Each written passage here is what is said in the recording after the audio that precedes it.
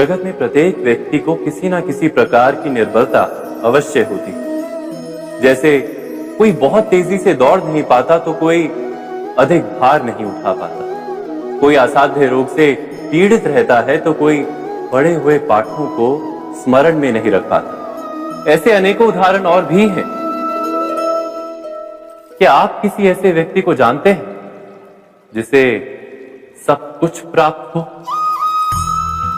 और हम जीवन की उस एक निर्बलता को जीवन का केंद्र मानकर जीते हैं?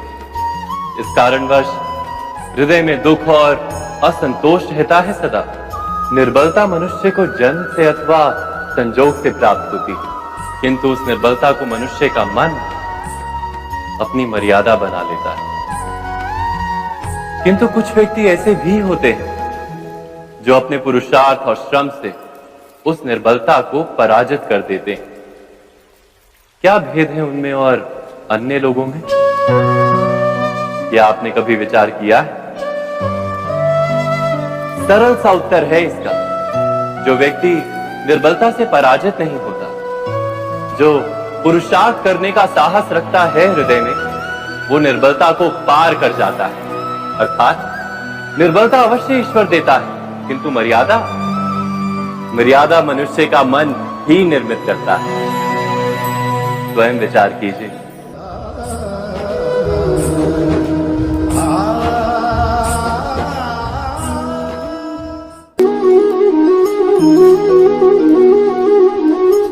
भविष्य का दूसरा नाम है संघर्ष।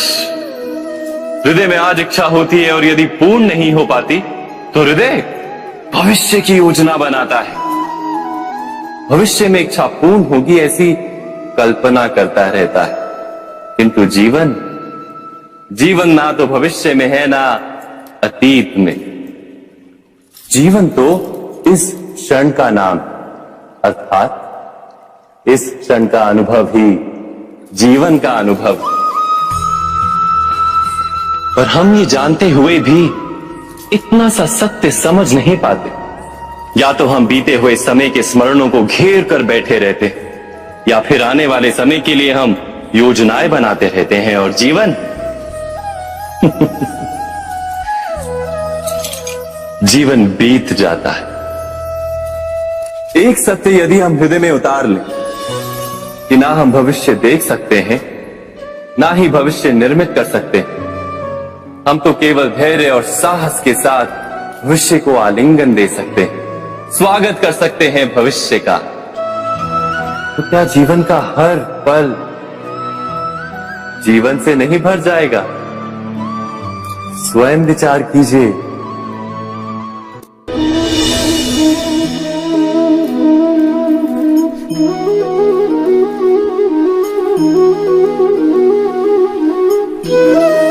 ज्ञान प्राप्ति सदा ही समर्पण से होती है, यह हम सब जानते हैं। किंतु समर्पण का वास्तविक महत्व क्या है? क्या हमने कभी विचार किया? मनुष्य का मन सदा ही ज्ञान प्राप्ति में विभिन्न बाधाओं को उत्पन्न करता है।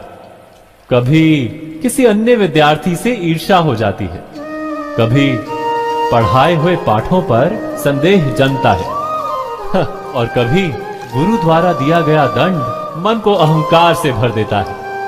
नहीं, क्या ऐसा नहीं होता?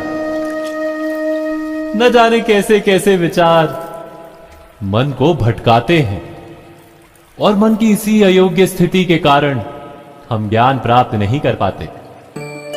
मन की योग्य स्थिति केवल समर्पण से निर्मित होती है। समर्पण मनुष्य के अहंकार का नाश करता है, ईर्ष्या, महत्वाकांक्षा आदि भावनाओं को दूर कर हृदय को शांत करता है और मन को एकाग्र करता है। वास्तव में ईश्वर की सृष्टि में ना ज्ञान की मर्यादा है ना ज्ञानियों की। गुरु दत्तात्रेय ने तो गाय और श्वान से भी ज्ञान प्राप्त कर लिया था। अर्थात विषय ब्रह्म ज्ञान का हो या जीवन के ज्ञान का या गुरुकुल में प्राप्त होने वाले ज्ञान का, उसकी प्राप्ति के लिए गुरु से अधिक महत्व है उस गुरु के प्रति हमारा समर्पण। क्या ये सत्य नहीं?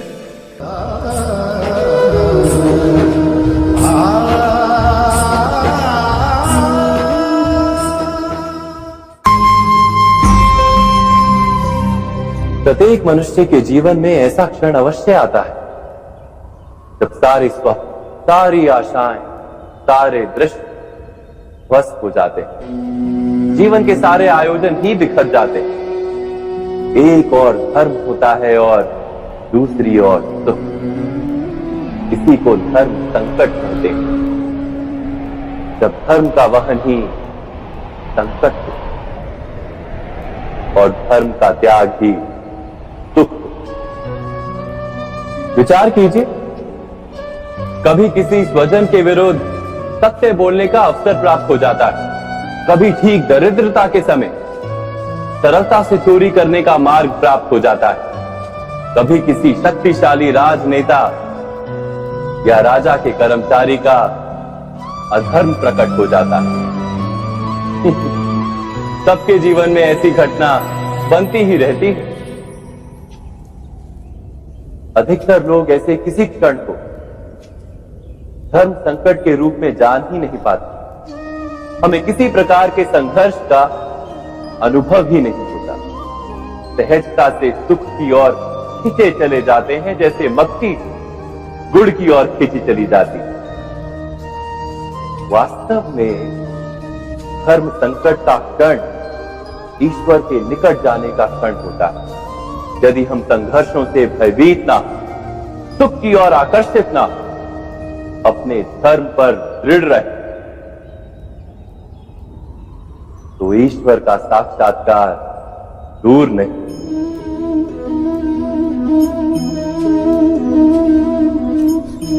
पवन से युद्ध करने वाला पत्ता यदि पेड़ से गिरता है तो भी आकाश की ओर उठता है।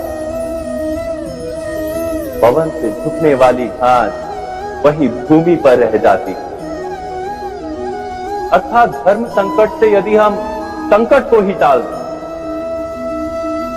तो सुख तो मिलता है, जीवन बढ़ता है, किंतु क्या चरित्र नहीं टूटता? क्या आत्मा दरिद्र नहीं हो जाती? क्या ईश्वर से अंतर नहीं हो जाता?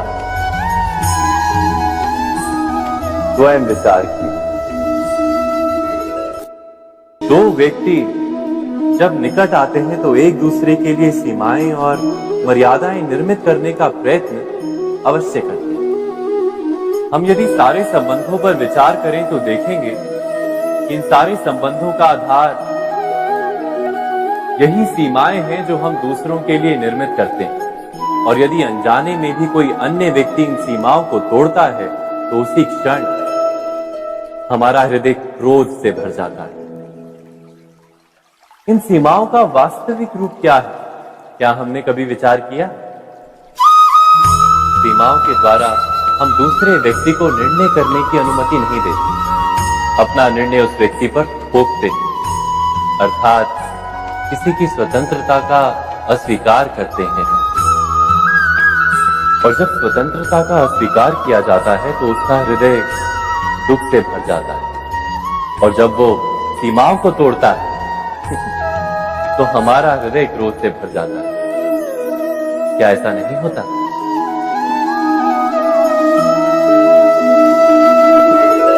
पर यदि एक दूसरे की स्वतंत्रता का सम्मान किया जाए तो किसी मर्यादाओं या सीमाओं की आवश्यकता ही नहीं होती। अर्थात जिस प्रकार स्वीकार किसी संबंध का देह है, क्या वैसे ही स्वतंत्रता किसी संबंध की आत्मा नहीं? स्वयं विचार कीजिए। सबके जीवन में ऐसा प्रसंग अवश्य आता है कि सत्य कहने का निश्चय होता है हृदय में, किंतु मुख से सत्य निकल नहीं पाता। कोई भय मन को घेर लेता है। किसी घटना अथवा प्रसंग के बारे में बात करना या फिर स्वयं से कोई भूल हो जाए उसके बारे में कुछ बोलना, क्या ये सत्य है? नहीं, ये तो केवल तथ्य है। अर्थात जैसा हुआ था वैसा केवल बोल देना सामान्य सी बात है। किंतु कभी कभी उस तथ्य को बोलते हुए भी भय लगता है।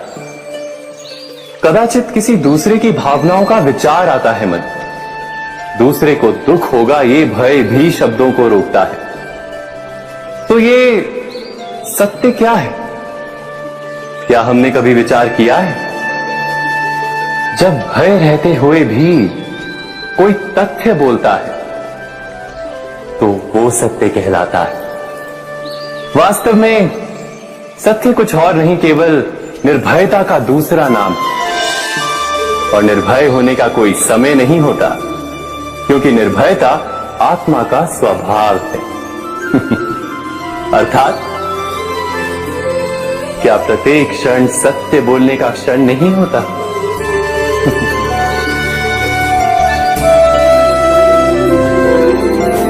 स्वयं विचार कीजिए।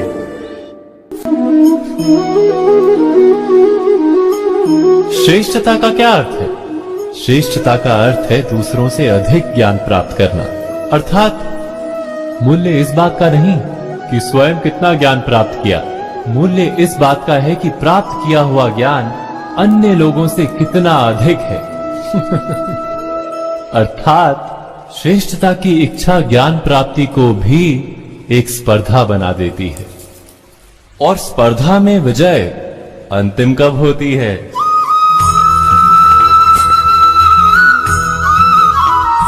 कुछ समय के लिए तो श्रेष्ठ बना जा सकता है, किंतु सदा के लिए कोई श्रेष्ठ नहीं रह पाता। फिर वही असंतोष, पीड़ा और संघर्ष जन्म लेता है। किंतु श्रेष्ठ बनने के बदले यदि उत्तम बनने का प्रयत्न करें तो क्या होगा? उत्तम का अर्थ है कि जितना प्राप्त करने योग्य है वो सब प्राप्त करना, किसी से अधिक पाने की इच्छा से नहीं, मात्र आत्मा की तृप्ति हेतु कुछ प्राप्त करना। उत्तम के मार्ग पर किसी अन्य से स्पर्धा नहीं होती, स्वयं अपने आप से स्पर्धा होती है। अर्थात उत्तम बनने का प्रयत्न करने वाले को देर अबेर सारा ज्ञान प्राप्त हो जाता है, बिना प्रयत्न के ही वो श्रेष्ठ बन जाता है। किंतु जो श्रेष्ठ बनने का प्रयत्न करता है वो श्रेष्ठ बने या ना बने, उत्तम कभी नहीं बन पाता।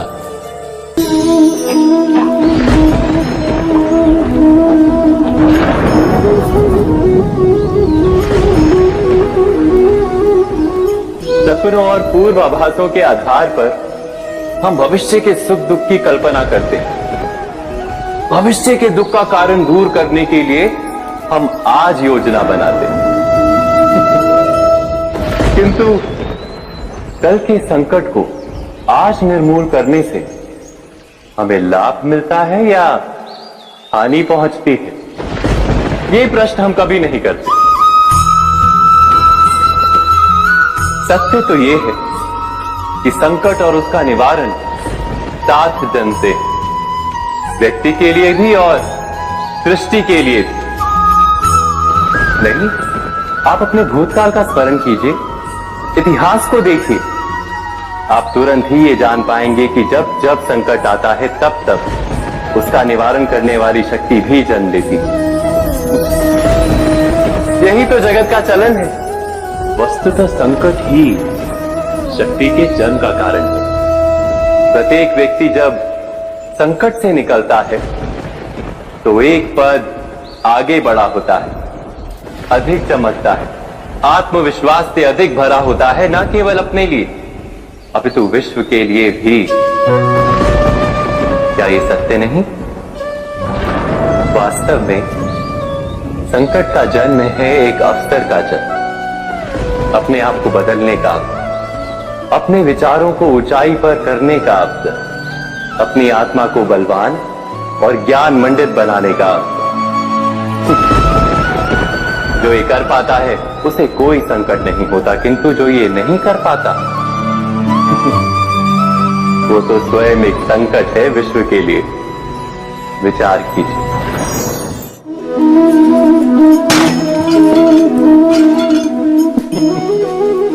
स्वयं विचार कीजिए।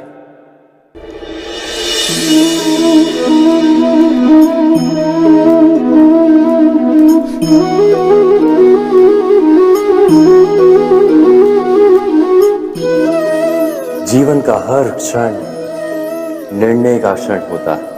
प्रत्येक पद पर दूसरे पद के विषय में कोई निर्णय करना ही पड़ता है और निर्णय अपना प्रभाव छोड़ जाता है। आज किए गए निर्णय भविष्य में सुख अथवा दुख निर्मित करते हैं, ना केवल अपने लिए, अपने परिवार के लिए भी, आने वाली पीढ़ियों के लिए भी। जब कोई दुविधा सामने आती है तो मन व्याकुल हो जाता है, अनिश्चय से भर जाता है। निर्णय का वो क्षण युद्ध बन जाता है और मन बन जाता है युद्ध भूमि। अधिकतर निर्णय हम दुविधा का उपाय करने के लिए नहीं, केवल मन को शांत करने के लिए लेते हैं। पर क्या कोई दौड़ते हुए भोजन कर सकता है? नहीं। तो क्या युद्ध से जूझता हुआ मन कोई योग्य निर्णय ले पाएगा?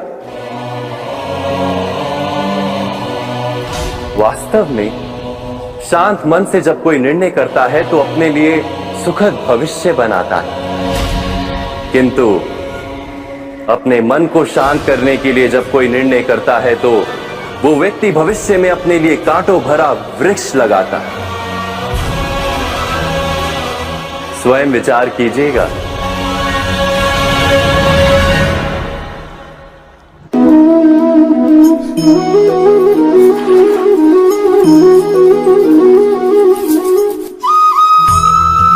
जीवन में आने वाले संघर्षों के लिए जब मनुष्य स्वयं को योग्य नहीं मानता, जब उसे अपने ही बल पर विश्वास नहीं रहता, तब वो सद्गुणों को त्याग कर दुर्गुणों को अपनाता है। वस्तुतः मनुष्य के जीवन में दुर्जनता जन्म ही तब लेती है जब उसके अंतर में आत्मविश्वास नहीं होता। आत्मविश्वास ही अच्छाई को धारण करता है। ये आत्मविश्वास है क्या?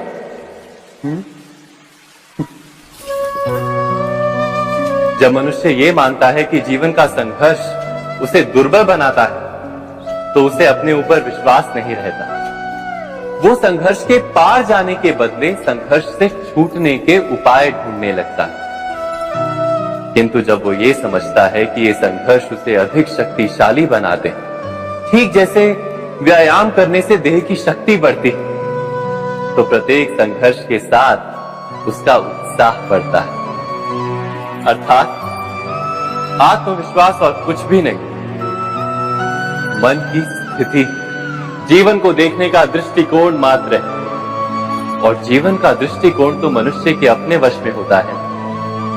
स्वयं विचार कीजिए।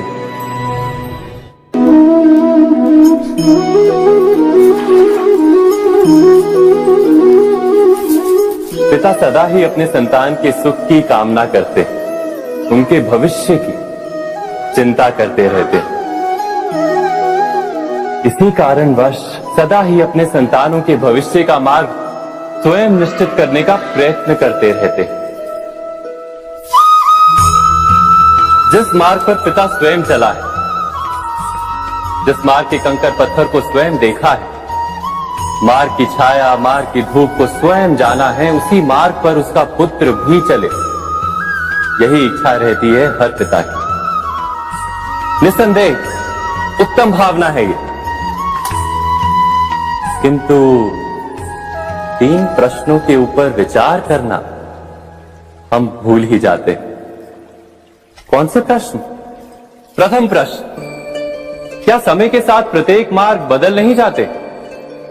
क्या समय सदा ही नई चुनौतियों को लेकर नहीं आता? तो फिर बीते हुए समय के अनुभव नई पीढ़ी को किस प्रकार लाभ दे सकते हैं? दूसरा प्रश्न, क्या प्रत्येक संतान अपने माता पिता की छवि होता है? हाँ, संतानों को संस्कार तो अवश्य माता पिता देते हैं, किंतु भीतर की क्षमता तो ईश्वर देते हैं। तो जिस मार्ग पर पिता को सफलता मिली है, विश्वास है कि उसी मार्ग पर उसकी संतानों को भी सफलता और सुख प्राप्त होगा। तीसरा प्रश्न, क्या जीवन के संघर्ष और चुनौतियां लाभकारी नहीं होती? क्या प्रत्येक नया प्रश्न एक नए उत्तर का द्वार नहीं खोलता? तो फिर संतानों को नए नए प्रश्नों, संघर्षों और चुनौतियों से दूर रखना, ये उनके लिए लाभ करना कहलाएगा या हानि पहुंचाना? अर्थात जिस प्रकार संतान के भविष्य का निर्माण करने के बदले उसके चरित्र का निर्माण करना श्रेष्ठ है, वैसे संतानों के जीवन का मार्ग निश्चित करने के बदले उन्हें नए संघर्षों के साथ जूझने के लिए मनोबल व ज्ञान देना अधिक लाभदायक नहीं होगा?